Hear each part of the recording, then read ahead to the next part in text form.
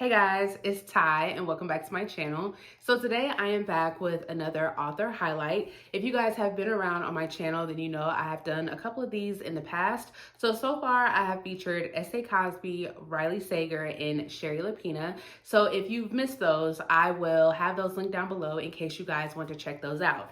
But since we are still in the month of February, and technically February is the month of love, I wanted to go ahead and highlight a romance author, and we are going to be talking about Denise Williams. So the first book that I actually read by Denise Williams was her debut novel, which was How to Fail at Flirting. And I absolutely loved that book. And ever since I read that, every year since, I have been anticipating Denise Williams' next romance release. So I have 6 novels that I want to talk about with you guys today. Now, she does have a short story collection called Love and Other Delays. These feature romances that take place in an airport. I have not read these yet. And she is also a part of an anthology book featuring Black authors called Even If the Sky is Falling. I also have not read that one yet. I just wanted to focus on her 6 novels. So if you are not familiar with any of Denise Williams's books, what you would tend to find is the main relationships that we follow, they are interracial couples. These books also feature dual POVs, which I absolutely love. So we're following the woman's perspective, we're also following the man's perspective. And I love that because I like to know what everybody in this relationship is thinking. And then the last thing that I find kind of fun with her books is that the more you read these, you start to realize that a lot of the characters in her stories are interconnected. So you'll start to see characters from other books show up in another book. And I really think that's a nice, fun touch. So with her 6 books, I have rated nothing less than 3 stars. So I have a couple of 3 stars, a 4-star, and a 5-star read that I'm going to share with you guys today. Now, while some of these didn't quite work for me completely, I do think that there is an audience for these books, and I hope that I convince you to check out something from Denise Williams if you haven't already. So we will go ahead and get started. So the first one that we have here, and the one I will admit and say I don't really remember much about this story, so I'm kind of going to be a little vague, but this is Do You Take This Man? In this one, the 2 main characters that we are following are RJ and Lear. So RJ is actually a divorce attorney, but she accidentally becomes a wedding officiant. So she was officiating somebody's wedding in the park. Somebody recorded it, it went viral, and now all of these people are like reaching out to her to officiate their weddings. She's currently working on a wedding, and she gets teamed up with Lear, who is a ex-pro footballer, like talent manager, and now he does event planning, and he's working on this wedding with RJ. And so, of course, a romance ensues. One of the things that I do remember liking about this story is the banter between RJ and Lear. They were really fun together, but what I really liked about their banter is they were really competitive with each other. Everything that they did together, they were somehow able to turn it into a competition, and I thought that that brought a really fun side to their relationship. Now, there are some struggles that they face in their relationship, and one of the things that didn't necessarily work with me was RJ's POV, because she was really struggling trying to commit to Lear, and it was never clear to me on why. So because of that, I really couldn't really get behind her character 100%, but I still enjoyed them together. Now, if you are really into enemies to lovers, that then evolves into friends with benefits, that then evolves into an actual romance, then I think this one will work for you. So the next one that we have here that I also rated 3 stars, we have Technically Yours. And the couple that we follow in here is Pearl and Cord. So at the beginning of this, we know that both of these characters, years before, they were kind of in a relationship, but then Pearl ends up moving away, it breaks Cord's heart, and then they haven't seen each other since. So now we fast forward all these years and we're following Pearl, and she is currently working at a nonprofit. She helps kids with like coding, and she absolutely loves her job, but her job is currently facing a scandal. So in comes Cord. He is brought on to the board of directors, and this is the first time Pearl and Cord have actually seen each other since she moved away from him all those years before. So now they are working together, and they are trying to suppress these feelings that they never really had a chance to talk about when Pearl had moved away. The one thing that I really remember about this one, because again, it's been a little while since I've read this, but one of the things that I really liked about this one is Pearl and her sisters. I thought they were hilarious. I really liked the banter that she had between both of them. I also liked Cord and Pearl's relationship, although I don't really feel like I connected with them 100%, but I did like their romance and the development of it. And I also liked that there was a little bit of a conflict of interest, especially because they work together. And so starting up a romance now would not be in the best interest of their jobs.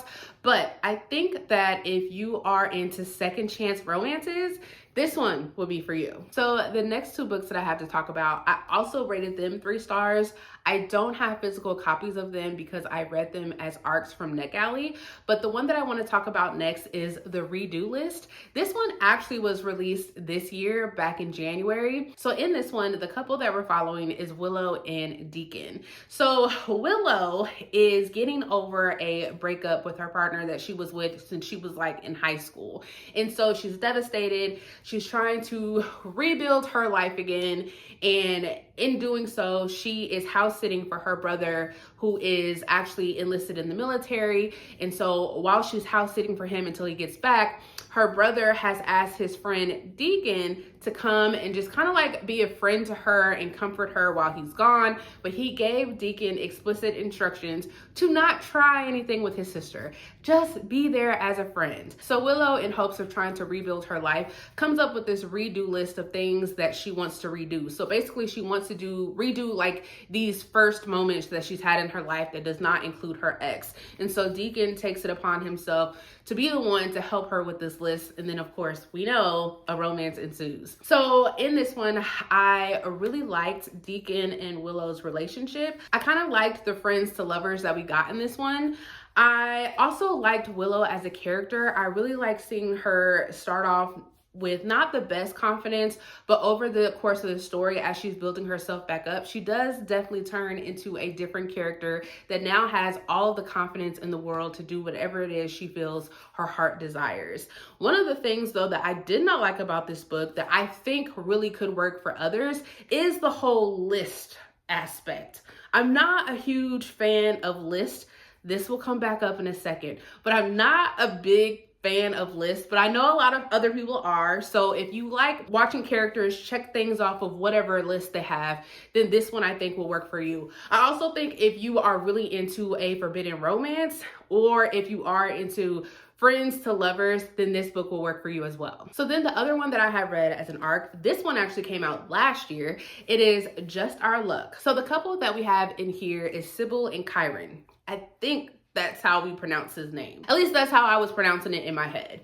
So Sybil is another character that is trying to get her life back on track. If I remember correctly, she had just lost her job. I think she's like living at home and she's just trying to figure it out. And her parents definitely want her to figure it out and do something with herself. One night she's out and she's with her friends. They go to this donut shop that is run by Kyron, and they kind of have like a little sexual encounter, and then she leaves. And when she leaves behind a lottery ticket that actually is the winning lottery ticket. So then Kyron does everything that he can. He even goes to the media to try to find her to return this winning lottery ticket. They reconnect. Then they decide that they are going to do this fake dating thing because she needs a date to a wedding and he actually needs some money to help keep his family's donut shop afloat. And so they come to this agreement, and of course, a romance happens.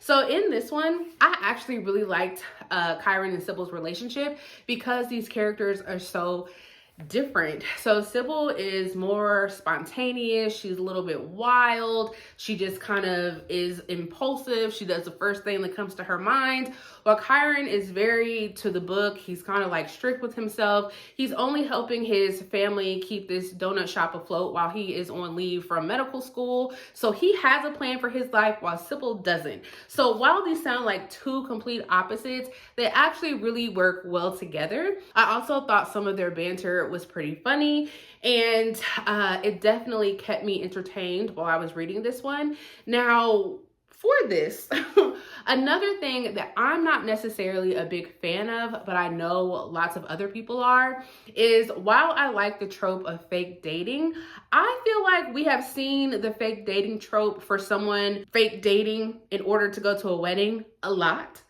So I was hoping that with this one, that if they're gonna fake date, it would have been for a different reason. I think we could have done something a little different with that. But if you are into the fake dating trope and you're okay if they're fake dating to go to a wedding, then I think this one will work for you. So the next one that I have, and one that I rated 4 stars, and this is the one that I think I've seen people talk about the most. This is The Fastest Way to Fall. And so the couple that we're following in this one is Britta and Wes. So Britta actually works for a lifestyle website. And so one of the things that she decides to work on is writing a story on this new fitness app. And so the app comes with like a lot of perks, like nutrition guides, personal training, and that kind of thing.